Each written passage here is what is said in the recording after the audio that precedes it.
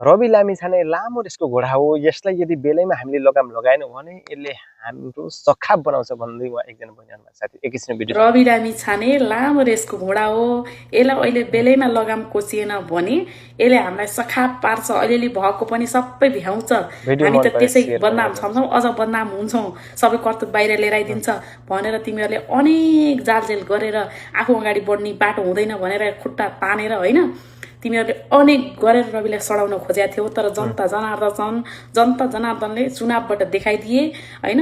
तिमीहरूलाई आज यो रवि लामिछानेले पाएको सम्मान सबै चिज देखेर होइन, तिमीहरूलाई मिर्ची लाग्यो होला कि एआईबाट फोटो बनाऊ पठाऊ जे गर भएन, कता कता राख्न छ राख, केही नै परिन्न क्या। बुझ्यौ नि, तिमीहरू भनेको सधैँ अरूको खुट्टा तान्ने मात्रै हो, बुझ्यौ।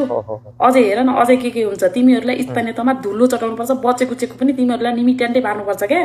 तबसम्म यो देश विकास हुँदैन होइन। अब स्थानीयमा ड्याङका ड्याङ झन् राम्रोसँग घन्टी बजाएर स्थानीयदेखि लिएर सङ्घसम्म सबै घन्टीमय बनाउने, 10 वर्षमा नेपाल जस्तो बनाउने हो क्या। होइन भने बिचबिचमा जति सरकारले जति काम गर्न खोजे पनि बाधा अडचनहरू आउँछन्। अझै पनि पुरानो संयन्त्रहरू छ, त्यो पुरानो संयन्त्रहरूलाई अब स्थानीय चुनावमा निमिट्यान्टै पारा भगाउनुपर्छ साथीहरू, लाग्नुपर्छ, गराउने नै हो। यिनीहरूलाई त सातो गाखा भित्रभित्र त्यसै विरोध गर्छन्।